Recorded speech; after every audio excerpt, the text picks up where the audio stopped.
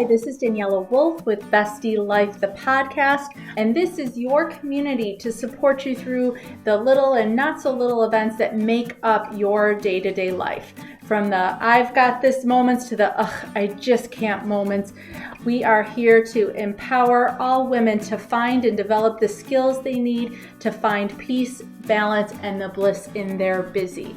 Through solo episodes as well as interviews with amazing women who share their journey and their story and how it works for you. I hope you find the inspirations to make you laugh, think, as well as maybe rethink what you thought you knew, and connect as we realize that we are all living similar ups and downs and don't have to do it alone. So excited for you to hear this episode, and thanks so much for joining me today. Hi, this is Daniela with Bestie Life, the podcast, and today I am excited for you to get to meet Dawn Fackler. She is a hospice nurse or owner of a legal nurse consulting, as well as Overabundance of Light, which is her grief and recovery kind of coaching, and I can't wait for her to tell you more about that. So thank you so much, Dawn, for joining us today. So can you share a little bit more about your journey from going from hospice to grief coaching and all of the details in between? I became a hospice nurse right at 4 years ago, and I'm still doing that full time as well. But through my job, I realized everybody's scared to talk about death. Nobody wants to acknowledge that it's part of life. And those that are going through grief, whether it's grief of a person, grief of a, loss of a job, a terminal illness, there's all kinds of different grief. They feel like they have to do it on their own. Yeah. Or the whole suck it up, buttercup. Walk it off, basically. Yeah, walk it off. And I'm passionate about helping people through it and education. And I love that you talk about grief isn't always just about dying. It can be about divorce. It can be about losing a job, losing a close friendship, any relationship. Even as an empty nester in the last couple of years, losing those little people in your life and transitioning into the next phase, there's definitely a sense of loss that I've gone through as well. And so I think, just like I love to talk about mental health and normalizing our conversations around mental health, I think the more we can normalize talking about this and sharing, I think we can find so many more connections and have so many more of those Me Too moments so that we don't have to suffer alone and in silence. Yes. And I think that's a lot of where trauma can cause loss and grief. And like you said, no, everybody thinks it's just death, and it's like that's not just it. Yeah. So when you work with people, do you start with, like as a counselor, we have the traditional 8 stages of grief that we're educated in and all that kind of stuff. Is that kind of what you focus on, or where do you start with people? I try to more focus on those that they've been through a good majority of them, but maybe they're stuck. Like anger is a big one. And I feel like with going to a counselor, which is great, a counselor and therapist are awesome. They can pull out the feelings that you're having, but I more focus on how are we going to work through it? Right. Because you're not going to get through it if you don't work through it. Yeah. Let's not shove it down. It's cliche, but they say you grow through what you go through. Yes.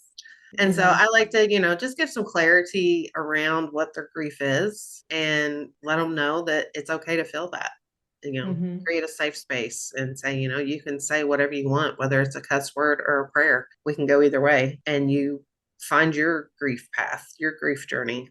It's not anyone else's. Right. You said anger is kind of a typical one.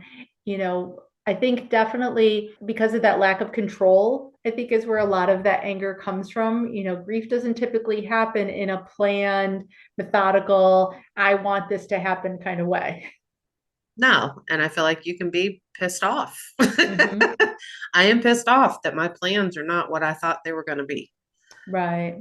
And I'm also mad because my diagnosis is changing my whole outlook on life. Yeah. Sadness also can look like anger. And I think that gets mistaken a lot as well. People just assume you're incredibly angry when you might just be incredibly sad. Yes. Withdrawal and isolation, of course, that's a big part of it. And like you said, that can come off as angry when people are just sad and not knowing what else to do. Right, right. So what would be that first steps other than, acknowledging it, venting about it, talking about it? Are there certain steps when it comes to going through those stages of grief to kind of help them see that light at the end of the tunnel while they're going through it? What I like to do is a journal. Mm-hmm. I'm trying to do a guided journal to help work through why do you feel that way and what's going to help you get through it. Lots of education, lots of self looking into yourself and realizing, okay, I think a lot of it's getting rid of the myths and you should do this or you should do that. Mm-hmm. Realizing a big of it's just realizing you can work through it yourself. You have your own journey. Nobody's journey is the same. Right. Not to compare yourself to anyone. But I think there's definitely a difference between, holding on to it yourself and working through it Yes. yourself. Right. Kind of like letting it go. Let go Mm-hmm. of the shame. Let go of this is how I should do it. Again, I keep going back to that because that's what everybody always says. I should not feel this way or I should feel that way. And it's let go of that. Let go of what expectations are. Let go of your grief. Let go of the shame. Mm-hmm. Because if you don't let go, you can't move on. Yeah, and definitely it sounds like there's a lot of mindset reframing going on between letting go of different myths, letting go of other people's expectations, letting go of that responsibility of other people's feelings versus Mhm. your own. And I like to maybe in the beginning, write a letter to yourself. Mm-hmm. Where are you at right now? How do you feel today? What do you think you will feel in 6 months? And then at the end of our time together, go back and read that letter and Mm-hmm. kind of compare to where you're at now. Yeah. I feel like that can help put perspective on, oh yeah, I was stuck there, but now I feel a little, I can move on. Right, right. And definitely, I think just knowing that it doesn't have to look a certain way can kind of, again, let go of some of those expectations. I love not only journaling for when you're getting things out at that moment, but like you said, that rereading later on, it almost sounds sometimes like another person. You're like, who was this? Because I don't even recognize those thoughts anymore. Yeah, like that's not me. That's not who I am now. Mm-hmm. Growth. This is focus on growth instead of being stuck. Like instead of staying where you're at. And I always feel like when we're stuck, we go on autopilot. And Mm-hmm. do you have, let's get your passion back. Right. Do you find sometimes people struggle when they're juggling everything else in their life to make the time for this? What does that look like and how do you help them through that? Yeah, and that's kind of like the things you focus on, self-care. We got to Mm-hmm. realize how important it is. I had a friend tell me once, and her son asked her, Mommy, do you love me more or do you love you more? And she thought about it and she says, I love me more. And of course, Okay. being like a 10-year-old, they were like, are you kidding me? She was like, no, I have to love me more so that I can pour into you. Right. I can't pour my love to you if it's not full in me to begin with. Right. And I think that's the So other that's a part of big grief. thing. Yeah, that's a big thing because you put yourself on the back burner and you can't keep doing that. Right. And definitely, when you're in the thick of whatever the situation is, like I said, whether it's divorce, job, death, that type of thing, there's so many tasks, I think, associated with it. And even though people reach out and say, let us know if you need anything, I've heard or read in different places like that can be more overwhelming than coming in with a specific task. Do you help people kind of come up with a list of what they need? Yes. I try to help them find a new outlet. Mm-hmm. Because obviously whatever they're doing is not working. Work on building support groups, someone Mm-hmm. who's actually going to support you, not judge you. Right. Adopt self-care routines, the journaling, try new hobbies, new interests. We want to rediscover joy and purpose in life and however that looks. Right. Now, do you then help connect people, depending on, again, some of these situations, they also have a financial impact, whether it's a death, a divorce, a job, those kind of things. How do you take those concrete kind of overwhelming thoughts, those responsibilities and help people manage that? Because sometimes that can be the scarier part of it as well. It is, and I try to help with problem solving. Okay, let's take it step by step. Don't look Mm-hmm. at it all at one time. Let's look at chunks. Make it more manageable. Because when you're in those situations, you're so emotional and you're just not thinking straight. And it's nice to have someone with some logical thinking saying, hey, let's do this. Because more times than not, I've been with families and said, well, have you done this? They're like, oh, I didn't think about that. So a lot of it is just supporting and helping. Hey, look, we got simple steps. It's not as complicated as we think it needs to be. Yeah. Yeah. I love the simplicity of everything you're saying, because I think we do overthink it, overcomplicate it. And when it really breaks down to these so simple things, a lot of times we just assume they're common sense, or I should have known that, or I can handle that.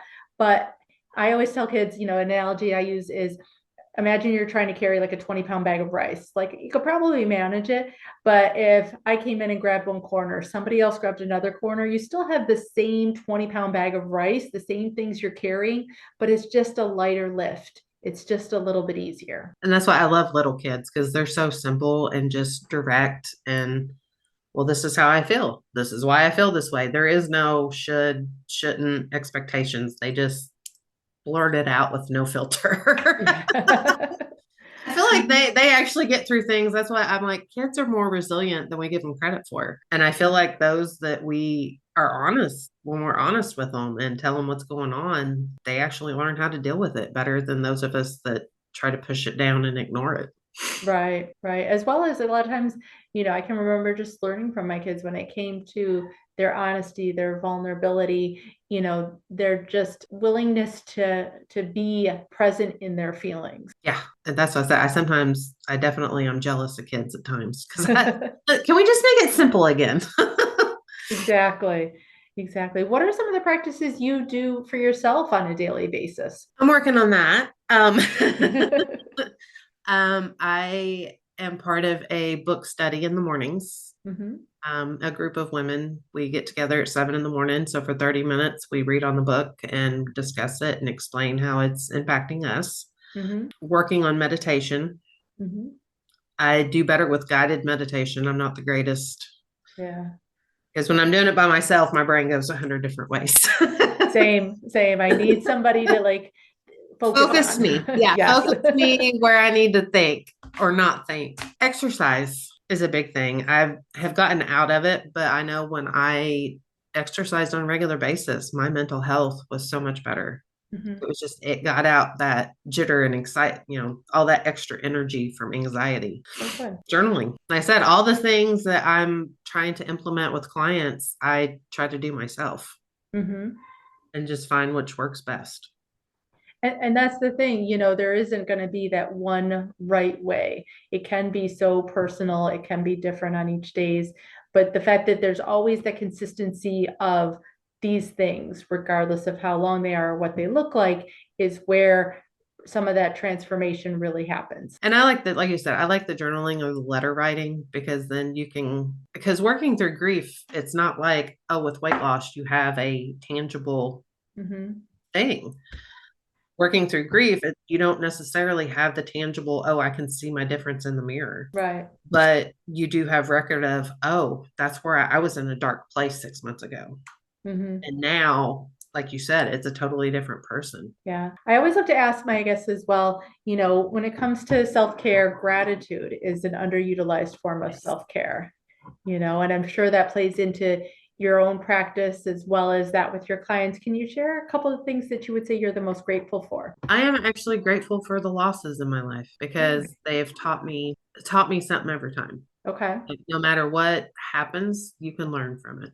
The loss of my dad, I learned not to take things for granted. Yeah. Because he was a heart attack and died instantly. Wow. With my job, every day dealing with families, I'm grateful for the life that I have. And I'm grateful that I realize we're not all here forever. I feel like I appreciate life more. And I'm thankful for the life I have and the fact that I can go walk a mile down the road. I can call my mom and talk to her. I can make the choice to eat the pizza or eat the salad. Or both. I'm all for both. Yeah. I was like, I'm grateful for the choices I get to make, because there are people that don't get that. I love that. And being able to share that gift with others and help them on that journey, I think definitely has such a massive impact. And like you said, the more we can normalize, talking about it, recognizing it, being able to kind of bring others in on our journey and carry them along the way so that they're healing while we're healing and all of that, it's fantastic. So how can people find you, Dawn? How can they work with you? How can they kind of process their own grief? I actually have a website. It's www.overabundanceoflight.com. I'm working on a YouTube channel. Hey, that's awesome. And actually today I've gotten some of that put together.